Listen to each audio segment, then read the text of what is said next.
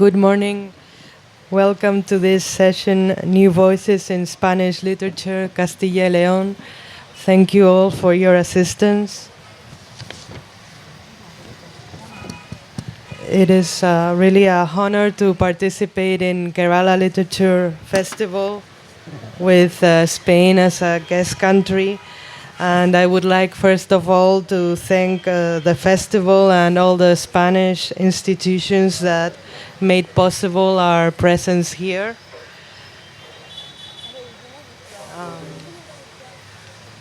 I would like to introduce you to the three writers that are with me at the table. We will focus in literature of Castilla y León, which is a region in center north Spain, and its writers.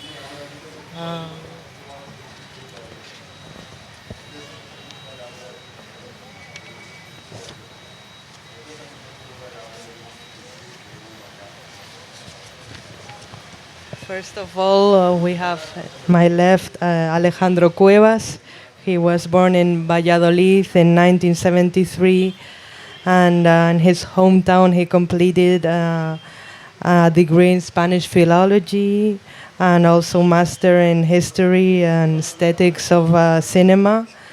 And he also achieved master arts in the University of Florida in the United States.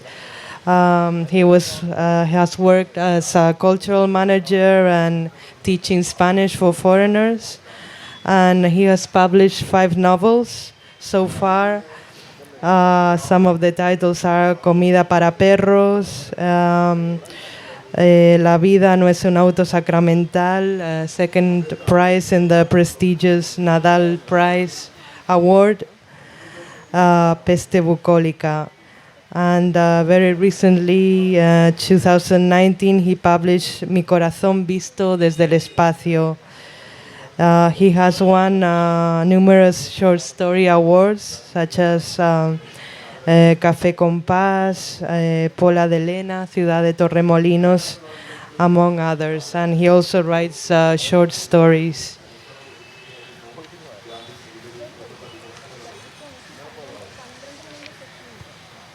And next to me, we have Ana Isabel Conejo. She was born in 1970 and has spent most of her life in León.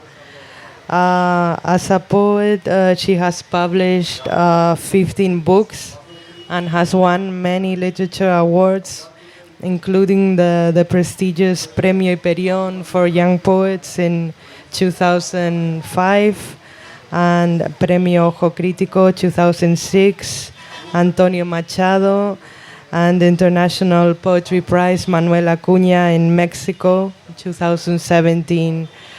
And under the pen name Ana Alonso, she has published more than 100 books for children and young adults in prestigious publishing houses, not only in Spain but across Europe, Korea, and even Japan. She has got many awards also in this field, such as Barco de Vapor Award in 2008, Anaya, and the Temple Award. And she has been translated in 12 languages, Italian, German, Korean, Japanese, and Turkish, among others. Any Indian language? Not yet, so I invite if there are any translators to if you would like to, it would be nice. And here there's an important publishing of children's literature. She has participated in many international forums, including the International Book Fair in Guadalajara, Mexico, and High Festival in Cartagena de Indias, Colombia. After being diagnosed with breast cancer in 2017, she has published 2 poetry books about the experience of breast cancer and gender issues it arises. Concierto para violín y cuerpo roto and Todo lo abierto. With other women artists, she has created a platform called Soma in order to bring art as therapy to women suffering from breast cancer.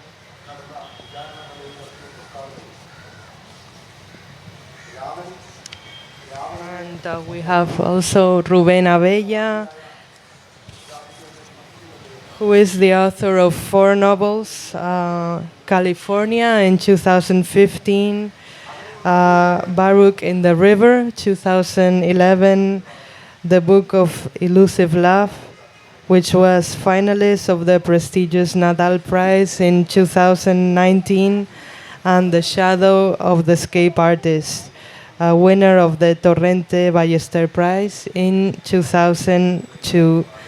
And he also writes short stories with 2 collections published, Fish Eyes and No habría sido igual sin la lluvia, winner of the Mario Vargas Llosa NH Prize in 2017. He's also a photographer and a teacher at the School of Creative Writing and Universidad Pontificia de Comillas in Madrid.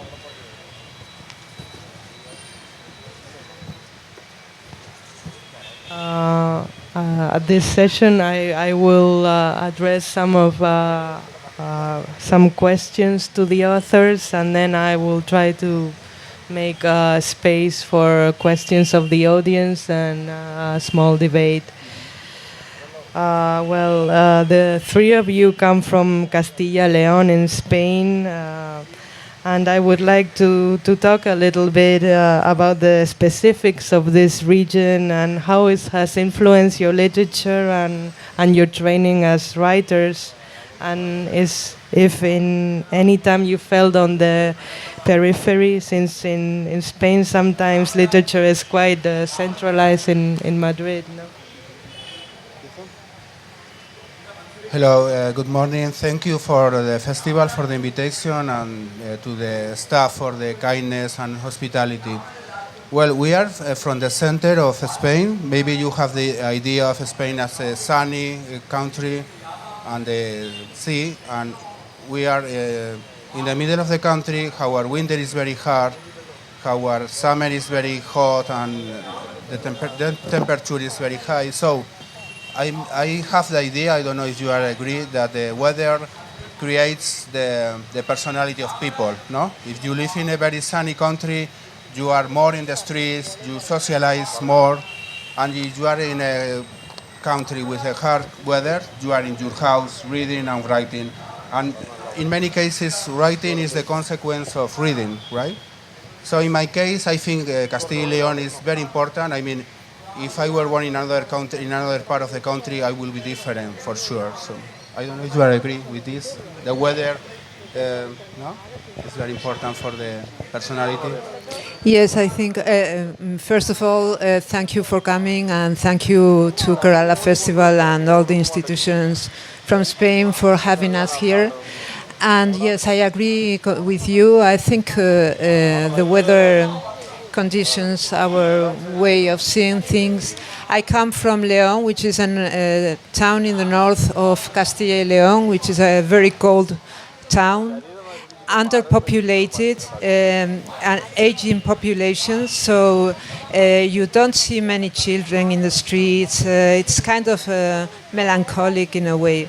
And that is in our writing too. I think as writers we come from this emptiness, with these vast empty landscapes, and it all goes to the literature at the end. So it is there, definitely. Yes. I don't know what you think. Hi. The question was also about the experience of periphery, right? And the first thing that I don't know if the audience shares this with me, I have always felt that I've lived my whole entire life in the periphery just for the fact that I'm a writer. Being a writer means being outside of things in a way, sort of looking in from the outside. So in that way, I have always been, a peripheral being, okay? And also then in terms of geography, I have to say, I mean, it's weird to say this when I'm actually talking about the place where I come from, but the main purpose of my life, of the first 20 plus years in my life, was to actually leave the place where I had been born. That's what I wanted to do. That was the purpose of my whole entire life. Of course, that was a youth thing. And then after a few years, as I was growing older, I realized that most of what I am is what I actually come from. And in fact, the periphery and Valladolid, my hometown, and my region has slowly worked its way into everything that I write. I'm not saying that I write about that, but it's sort of visible or tangible. So yeah, it's absolutely important. And weather is essential. It's essential, actually. I arrived yesterday, and in Madrid it was 1 degree. So you can imagine the difference here. I mean, this is a totally different planet, okay? So yeah. Yeah, regarding this issue, I think it's important for you to know that the publishing business is in Madrid and Barcelona, the two big cities in Spain, but it's not necessary to live there because, come on, we are in the global world and you can send emails and you can send your... Maybe it's interesting to live in Madrid and in Barcelona to make social life with the people from literature, no? To make connections, to know the editors, no? But it's not necessary. I mean, I feel very comfortable living in my city, which is 500,000 people living there. So it's not too big, it's not too small. We have everything, and I'm fine living there. Yeah, and also there are many independent publishing houses all over Spain and even in Castilla Y León. It has been growing in the last years. But yeah, I think it's important when analyzing Spanish literature, as you say, the landscape really determines writing, and also the variety we have in Spain of climates. And well, another issue I would like you to talk about is literature awards. You know, in Spain, there are many literature awards supported by local and governments and town halls and different institutions. The three of you have received important awards. What have these awards supposed in your career and in the launch of your works? Yeah, I will establish the difference between short stories awards and novel awards, okay? Because short stories awards are everywhere. Every council, every region has a lot of these prizes that are open and are clean, so you can send your story and wait and what happened, and in some cases you are awarded, in some cases not done. So it's a way to test your writing, okay? Because people who don't know you is giving the opinion about your work, okay? But the others, the Nobel Awards, are more related with market, are more related with commercial strategies from the publishing house, and are more difficult to win, okay? So in my cases, I have participated in these prizes or contests because it's the only way to get published and to give your work to other persons. I don't believe in competition in literature. It's like race horses, no horses racing. Literature is not like that, okay? But you have to participate in that to become a writer and to get published. So for me, awards mean independence, because that way you can publish without knowing the editors or without having a social life in writing circles. I've never lived in Madrid where literary parties go on, and so for me going to an award and winning it is a way of publishing, of getting money and prestige without having to know people. And especially in poetry, which is what I write, and children literature, they really are a good gate to publishing. And I published my first book with an award, And it's this independence what I value most. That said, sometimes I've expected more of awards. Once you receive an award, you think you are going to be in the news, or you're going to be promoted in a way, and that doesn't always happen. So awards are important, but they are not everything. Yeah, actually, the three of us are in the same boat. To me, winning prizes was actually the way to publish. Okay, by nature, I'm not inclined to. Writers, there are all types of writers. Some writers are extremely public, which is not my case. So, in a way, winning prizes allows you to continue to be a writer and eat 3 times a day for some time, and without having to go public. Okay, so in that way, I'm really thankful to literary prizes, and to me, they're actually part of the whole writing industry, an essential part, same as magazines or creative writing schools, or what have you. So, yeah. Yeah, this aspect I think is important in Spain. The way that poetry prizes sometimes are a gate to new writers to publish. Otherwise, it's difficult for a publisher to make a bet and publish an unknown writer in many cases. No. And also, the three of you write different literary genders. You cultivate from the short story to the novel, and in case of Anna, poetry and children's literature. To what extent you think does the prestige of the novel and the commercial reach of children's literature continue to prevail in Spain? I think there's more prestige, I don't know what you think, more prestige in the novel compared to the short stories, although in the last years, like there are well-known short story writers. Yeah, I think that the problem in the background here is that in Spain there are too many books published every year, so the market cannot give the time required for every book. No, everything is very quick. So maybe you can think that we speak Spanish, so we have a big market in Spanish language. It's not true, because Spanish has 40 million population, and this is our market. I mean, we are not selling books to Argentina, to Mexico, so we don't have a potential market of 600 millions of readers. That's not true.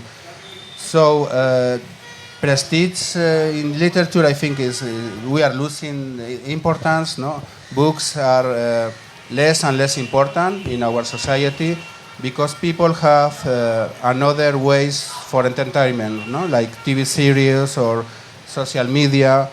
So books are very underrated. I mean, it's a pity that it's a shame that you publish a book and your book is in some bookstores a couple of months, 3 months, and then disappear, no? So the danger 20 years before were that your manuscript stay unpublished. Okay. The danger now is that you publish your book and nobody cares, because you don't get reviews in the magazines and you don't get reviews in television. So, and nobody of the potential readers are realizing that this work exists. No? So for me, it's a little bit different, because I write a lot for children, and it's a different market. So children don't care about authorship. They don't remember your name as an author. So you have to win them over and over again with your own new books. And you do have readers, and you sell your books. They are long sellers, actually. They go in print again and again. So for me, it's very rewarding to write for children. And I also write poetry for adults, and this is completely different. It's like you say, you depend more on the rhythm of the market, and it's not commercial at all. So two very different genres and worlds, I would say. As to genre, maybe we can discuss this later if there's a little bit of a debate, but what's the most popular literary genre in India? Would it be the novel? Am I right there? Or poetry? In Spain, it is the novel. And actually, since I was a little kid, the novel, according to a lot of people, has been dead for over 150 years. I mean, the novel, I hear people say that the novel is dead, but the truth is that the novel continues to be the most popular literary genre in Spain, and I'd say in Europe. And I think there's a good reason for that. I believe that we experience reality through narrative, and actually the way to understand other people's lives and as a result our own life is through storytelling. Actually, when you have family reunion, you actually tell stories. So it's sort of ingrained into what we are. And that's what I do. What I try to do is sort of get into that flow of stories, okay? Now, as to children books, I have to say that I admire you people immensely, because I don't know how to talk to children, let alone write for children. And I do agree that they don't care about writers, so every book you have to be up there writing stories for them, and that must be extremely, extremely demanding. So, yeah. It's interesting how we are talking about different markets depending on the literature gender with different dynamics. No, it has nothing to do poetry, which is something really for minorities. Some titles are no more than 100 or 200 books, and novel can have a really big extension, and the long sellers of literature for children, no, it really changes. And there's also, you mentioned the problem of the distribution of books, no, with regarding the Latin American market, like the Spanish publishers, many don't distribute in Latin America. So like the number of readers in Spain has gone down in the last years. Maybe we can talk about that. Yeah. This information could be interesting. I think for a non-famous writer in Spain, the average edition of a book is 1,000 books, 1,000 copies, which is nothing. And in most of the cases, it's very difficult to get a second edition. So we are talking about, it's very difficult to become professional writer in Spain. The only professional writer here, I think, is Ana. The other writer has to look for another jobs related with literature, but exclusively from books, it's very difficult to live in Spain.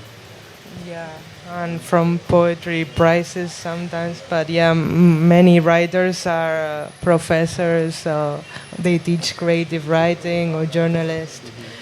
And regarding Spanish literature in the 21st century, some critics say it has become a bit Anglo-Saxonized with new references and influences of American literature, English literature, and also it has become more cosmopolitan in general through a new generation of writers who travel, speak languages, studied abroad, as is your case.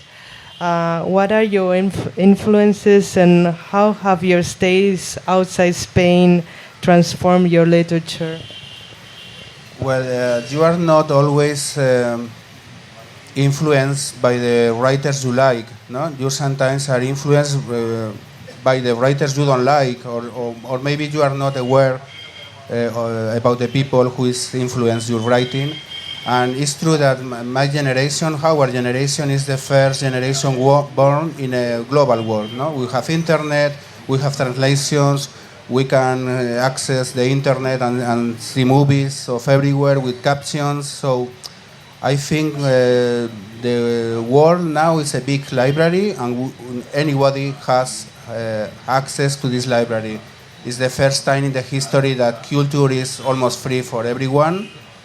And yes, I don't think my writing is very different for the fact of being, I don't know, in Valladolid, Castilla Y León, our region, another region, except for the landscape and the weather, as we are spoke before.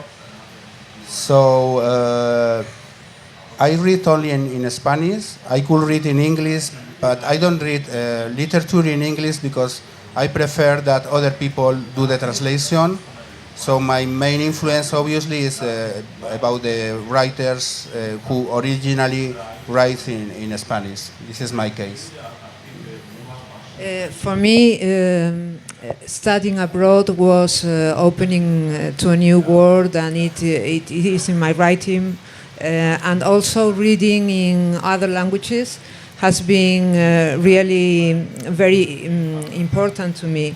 So I remember when I was 15 years old and I was reading a poetry book by Rimbaud, the symbolist French poet, and I was in the south of Spain in a beach. It was empty because it was cold, and it was kind of a turning point in my life because it opened so many words for me. So I think we all are citizens of the world today because we are born in this generation with access to all these books in different languages, and we have traveled, and it is there. It is in our writings. I think it, even if we don't, if we are not aware of it, but it is there. Yeah.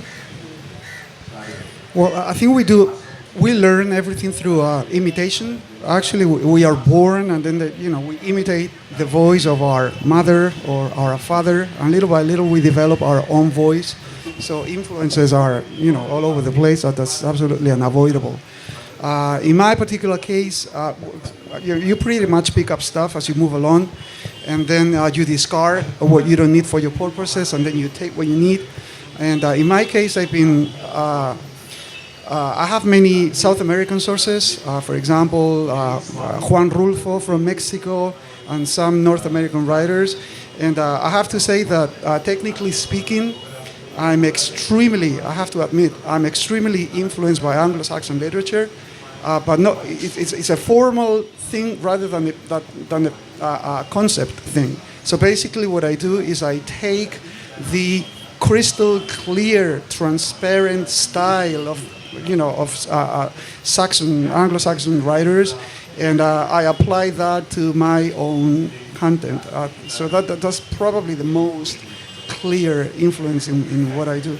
And of course, absolutely international. You pick things from all over the place, okay? And then whatever comes out, that's really up to you. Yeah.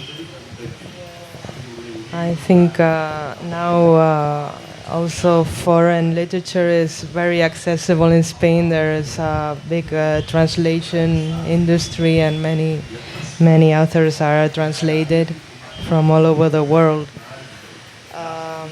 There's also an interesting issue is the impact of the economic crisis on the current Spanish literature, which has gained a very social trend, I think, especially in Alberto's work, and deals with the problems of young people who have to migrate, a lost generation of young citizens that don't find work in Spain but have a great education, many masters, and don't have a chance in Spain. To what extent do you incorporate social issues in your works? Well, somehow you write because you don't like the world around you, right? Writing is a way of evasion. You don't like reality, so you create your own reality. But in my case, I dedicate my last novel to these issues that Verónica is talking about, right? In Spain, we have the crisis related with the American crisis of Lehman Brothers. Do you know that? In our case, was connected to the real estate rises of prices, no?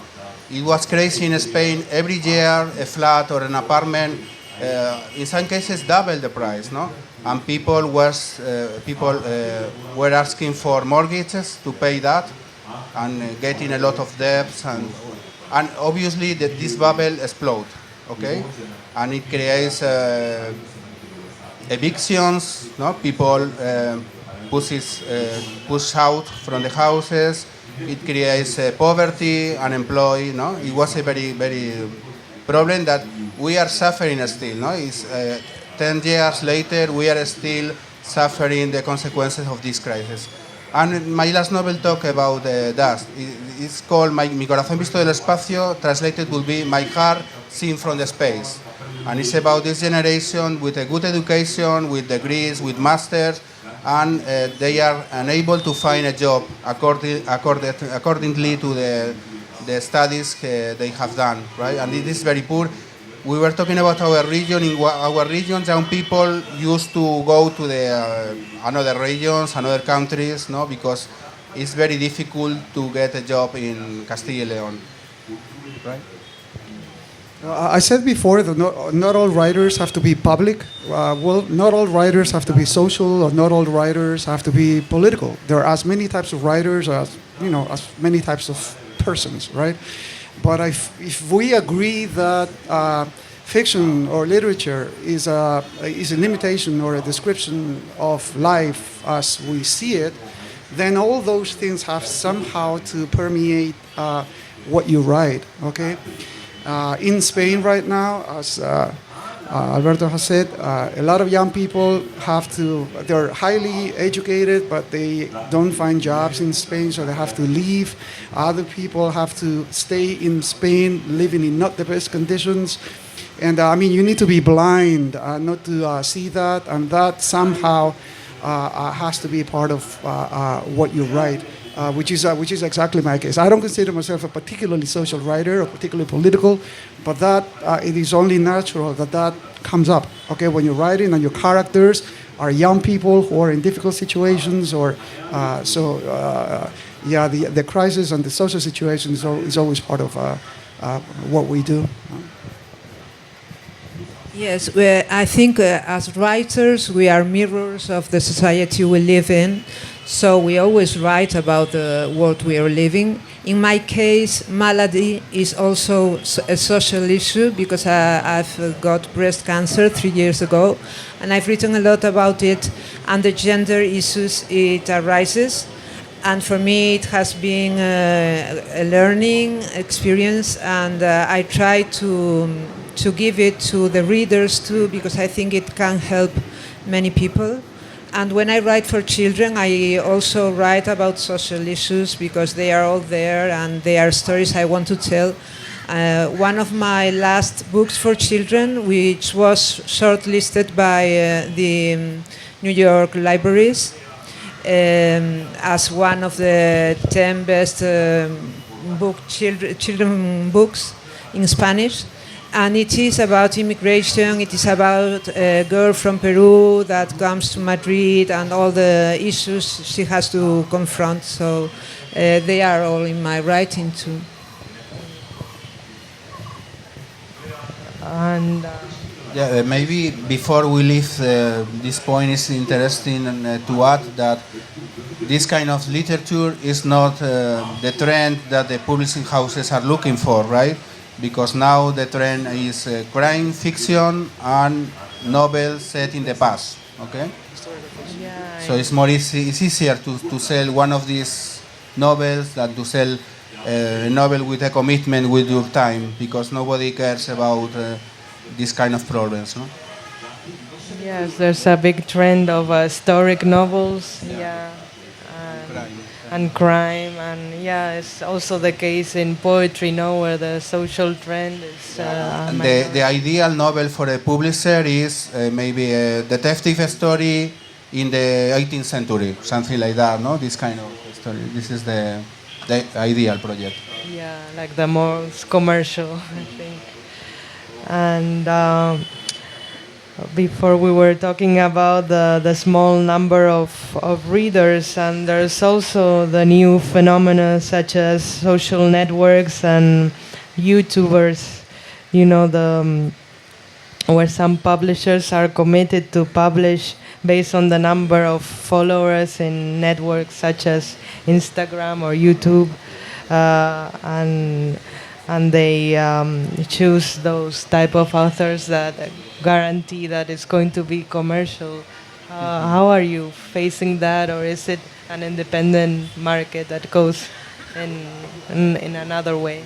Yeah, I don't have social media. I don't have Facebook. I don't have Instagram. I don't have Twitter. So, but it's true that now the publishing houses maybe are looking for the potential buyers of the book. No, if you have 500,000 followers in YouTube or Instagram, it's supposed that a part of them are going to buy your book. It's not true, but publishing houses work like that and think like that. Okay, but it was very frustrating some years ago to write a novel, which is a very big work. No, we are talking about 1 year, 2 years, or more, and then see that this book doesn't change anything and nobody cares, and you are not in the reviews. But I learned that if you write, it's because you like to write. So if you don't have a lot of readers, it doesn't matter. I mean, it's supposed that you write because you need to write, no? So I think it's more important to get a publisher that cares about the book and do a good edition of the book, a good cover, a good distribution, and then, well, if you sell 500 copies, it's fine. If you sell 10,000, it's better. But you don't control that. I think it doesn't make sense to get frustrated for that. I don't know if you agree with me here, but I think we writers and artists and musicians have a tendency to feel threatened many times. As I said before, everybody is saying that the novel is dead. Then the social media come along, and everybody's saying that literature is basically going to disappear. And the truth is that we're still here, we're still writing, we're still making music. And what is changing is the format, okay? And if we go to the bottom of things, why people write and why people read in particular, I believe that when you read through literature, what you are looking for there is basically three things. You're looking for pleasure, you're looking for aesthetics, you're looking for beauty, and you're looking for something that it is a little bit outdated, but it continues to be there. You're looking for wisdom, okay? So if all those three things are in a book, that's great. If those three things are in a tweet, that's great too. So I think it is excellent that things continue to move and to change, but I think that literature, same as human beings, we continue to be pretty much the same as we were a long time ago. So, I mean, what is changing is the format. So in that sense, I don't feel particularly threatened. I have never had millions of readers, so basically I'm happy the way things are. Yeah. I have another anecdote about this issue of social media. When I was ill and I wrote one of these books about my illness, and I really had the need to publish it. So I went to a poetry publishing house, major poet publishing house in Spain, and I gave them the book. I had worked with them already, they knew me, but they told me, we are not going to read it because, you are too old to be of interest in Twitter, so we are not going to publish it.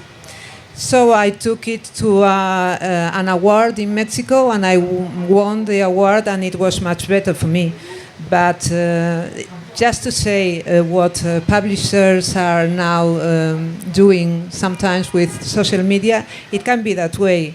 That said, I don't think I will have much presence in social media. I have had social media some years ago, and it was rewarding, but I don't want to go for it right now. And I think now everybody's having a big presence in social media, so not being there is going to be a marketing tool. Mystery is a marketing tool, so you don't need to go all the time to show all you do, because readers don't really want that either. The cool thing, the fancy thing now is not having Twitter, Facebook. I think so. No? Yes. And also, I think it's important for you to know what kind of a writer you want to be. I think the good thing is that you can choose. Okay, you can choose to participate in that, or you can choose to, follow your own way and do something different. So in that sense, what I feel sometimes is that there are people there who want to be in both worlds. And that's extremely complicated, and I assume it must be frustrating, because, you want to preserve your essence as a pure writer, a pure artist, but at the same time you want to participate in the flea market of literature. That has to create frustration and even irritation. But I think we have the opportunity to choose what kind of writers we want to be. And in that sense, I think we have many more choices than we used to have in the past. So. Yeah, I think it's interesting what you're mentioning, because there are nowadays two paths, two options, social or being preserving, your essence. I think that has always been that way. Always, from the Renaissance, even from the Middle Ages, you always depended on somebody, and there was always this huge tension between what you want to be and the means that you have to achieve that. And there's always the money, the business, the nasty part of it. So I think that's almost inherent to what we are, that tension between the two things. So. Which is also the debate also in publishing in paper or in electronic format, ebook, Kindle. Some years ago in Spain, they thought like the paper books were going to disappear, and it's not so, and it's still going to be preserved, I think. Before we have the questions of the audience, I would like to ask you. My last question is your relationship with India and with Indian literature. Well, I know Tagore as a name. Obviously, it's a classic and everybody knows, no? But I like very much cinema, movies. So the Bollywood movies are fantastic visually, the powerful. And even if you don't understand, I can watch some pieces of film, even if you don't have English captions, right? I remember, and I watched this 10 years ago, or even more. A piece of this film, it was people on a train, and among the mountains, it was the landscape, it was very green, and they start to dance. And how was this shot? Was amazing, mind-blowing. I mean, I think you are making a better movie, a better cinema than Americans. More movies, and in some cases, better, no? And this is the main influence I get as a creator or writer or whatever. No? Well, I read when I was a child and a teenager Rabindranath Tagore. It was quite in fashion in Spain back then. And then I discovered Arundhati Roy. For me, she's a major writer.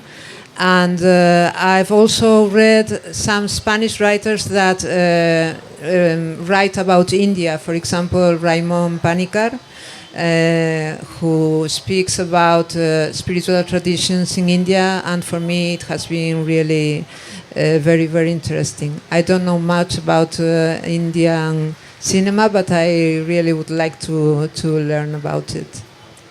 Well, I remember in high school we studied the Mahabharata and the Ramayana, and I remember I'm no expert, of course, but I'm familiar with sort of the main narrative thread, which is fascinating.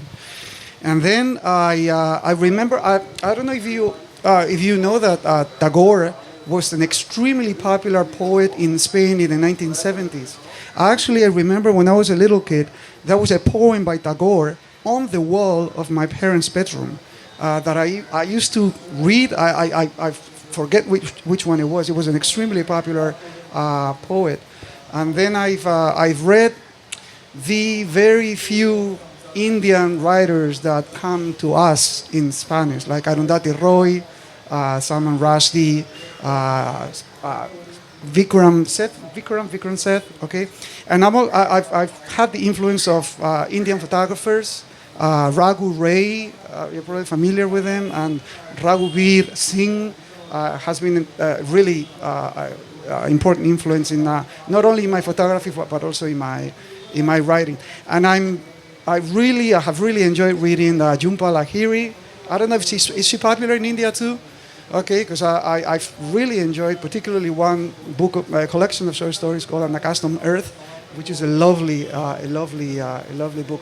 See, with these things, you never know how popular or how well known they are in India because they come to us through many filters. Okay, but so yeah, I'm thankful to Indian culture for sure. I forgot another influence is Kathakali, which I came to know through the India House in Valladolid, and it's a lovely creative expression. And also something that I've learned from Indian literature and art is patience. Patience. When you tell a story, you need a tempo, you need time, okay? And that's something that I really appreciated and I have learned from Indian, not only writing, but also music, plays, etc. Yeah. Okay, so if you have any questions, we still have 10 minutes. Welcome to India. Enjoy our diverse cultural and literature atmosphere during your short stay here. Very happy to know that all of you really write fiction rather than poetry. So my question is, what are the new trends in Spanish literature? How far you have succeeded in coming out of the shadows of postmodernism? And what are your concerns about, gender equality, environmental problems, and, this religious fundamentalism that is ravaging the entire world? And how far, in fact, you guys are actively involved in the social and political menu of your country? For example, the recent Catalanian agitations and all that. I would like to know how many of you are actively involved in it. Any of you can answer because I don't remember your name. Okay. Well, the shadow of postmodernism is extremely long. It has taken years to sort of get out of there. I think, my colleagues can elaborate on this, but one of the trends today in Spanish fiction is self-fiction. So it's sort of a hybrid genres, the combination of fiction with essay writing, and including including social, political, and philosophical issues through the personal filter. That's one of the main trends today, which continues to participate in postmodernism anyway.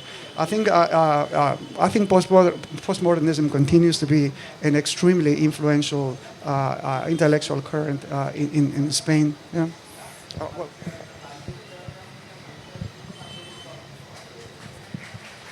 I think the problem in Spain is that the editors in the main publishing houses are very coward. I mean, they don't take risks, no? So they try to imitate what has worked in another publishing house, no? So we have now the autofiction or self-fiction novels, and before the crime stories, and the novels set in the past, no? And it's very difficult to achieve that a novel different than that gets the opportunity in a big publishing house. No? They try to imitate what has been selling books in other publishing house. They try to get the authors of the other publishing houses, like paying money or with prices or whatever. So. I think the editors have not a sensibility for literature. They are just businessmen. No, they want the profit before everything, every other consideration, right? So obviously, a publishing house has to make money, but in some cases, they don't have an open mind to get another possibility of business. Right? The thing Anna told before is a good example. No, he has a wonderful book, and they don't want to publish because you told me that they told you that cancer is not fancy or cancer is not cool, obviously, no, but literature has to deal with big issues, no? And then he was awarded with a very, very big prize in Mexico. So this editor was blind, no? Yes, that's true, but it's also true that there are independent editors and publishing houses in Spain that are taking risks, and this is very important also.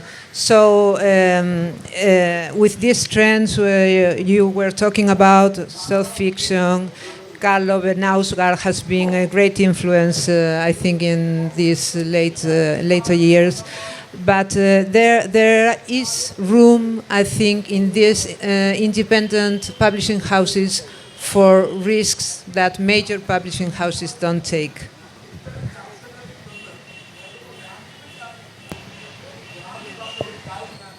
Do women have a space of their own in Spanish literature? And what kind of children's stories do you write? You said you are a writer, you write stories for children. What kind of stories do you write for children? I try to write simple stories, but at the same time, when I'm asked if it's very different when I write poetry for adults or I write for children, and for me it's not, because I'm talking about the same issues and only in a different language maybe, but it's I'm very concerned about freedom, individual freedom, but also how to make yourself useful in your community. And sometimes they are fantasy books, sometimes they are more realistic, and sometimes I write poetry for children also, but the issues are always the same. Freedom and this importance of the community, which are also the issues in my poetry.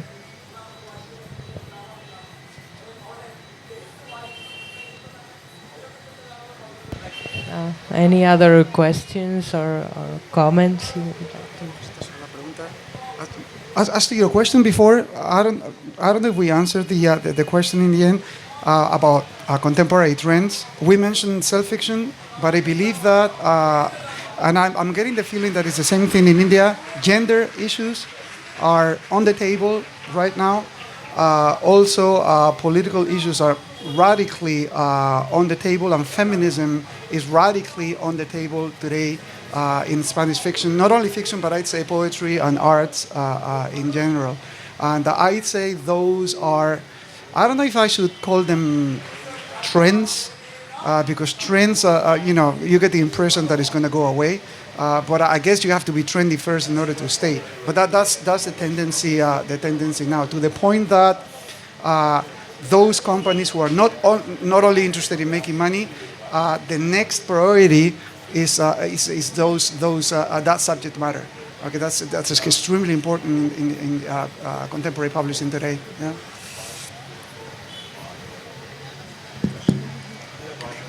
Yes, please. Verónica, just a little question. You said we don't reach Latin American markets. Which one do you think are the key reasons because of that? Why do you think Spanish publishing houses don't try to go further? Is that a question of not taking risk? Yeah, I think not taking risk is one of the reasons, and then the economic difficulties also in distribution. It has to be a big house. In some cases, that publishing house is associated with a publishing house in Latin America, but many can't afford it, and it's not worth it. The other issue is that some Spanish literatures and readers are very traditional, and in some cases nationalist. Especially in case of poetry, which is my field, I have been thinking about that phenomena. Is that some readers don't like to experiment, and they're comfortable just reading the Spanish poets, and don't like to. They think Hispanic American poetry literature is very experimental. There was another question. Yeah. Thank you. I just have a very simple question. Do your younger generation have the same craving for literature that we have in India, or do the younger generation respect the arts, the humanities? Do they go for the humanities, for literature, like we have in India? Like in Jaipur, you have 10 lakh people attending the Jaipur Literary Festival. In Kerala, I am really appreciative. I come, thousands of miles away, to visit this festival. Do you have that craze there for literature? The younger generation, I mean. Unfortunately, I think, there is a crisis in humanities. I mean, there are a lot of writers and artists performing, but the problem is we don't have enough readers. In case of poetry, we say it's poets that read each other, but it's a big minority, very independent.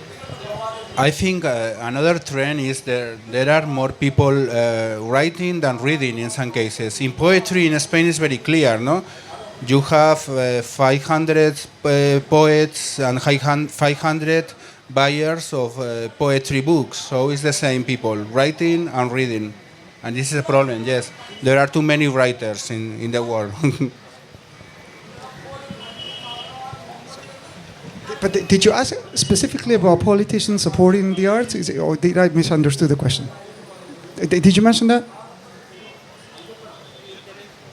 Pardon? No, generally, do the younger generation love literature? Okay. Do they have a craving for literature the way we do in India? Okay. Because in India, now literature has got a great admiration. Okay. Many younger generation, learners, students, they opt for literature more than the sciences today. That's why I was asking. We can only give you partial answers, but my feeling, I just mentioned patience before, and I'd say Spanish youth is extremely impatient. Okay, and literature, in a way, it is a little bit like cooking. It requires time. It also requires time to read, solitude, and Spanish kids are never, ever alone. Never. Actually, I was teaching the other day, and I was asking one of my students. She's 19 years old, because in the past, I remember meeting up with my friends, and then somebody was late. So you were just sitting there, drinking a coffee, waiting 10, 15 minutes. You could be alone, okay? Now, if you have to wait for 3 minutes, you pull out your cell phone and you start, checking stuff, your mails, etc. So patience is sort of going down the drain a little bit, and that's bad news for literature. I don't think youth today are any different from youth before. What has changed is that now they have access to a lot of stuff that we didn't have access to. So I'm not blaming young people, but the circumstances. And obviously, Philip Roth, an American writer that I admire, he said in an interview that he was tired of people saying that there were not good novels anymore. He said, no, that's not the problem. They're excellent writers, writing excellent novels. There are fewer good readers. And I believe that, I don't know what's going to happen in the future. Who knows, okay? But that's the feeling that I have now, okay? Intuitive. This is not a scientific answer, of course. Yeah. Okay, we have to end the session. I would like to thank the three of you. Thank you to the audience, and I invite you to read contemporary Spanish literature, and there are many translations accessible and also on internet. Thank you so much.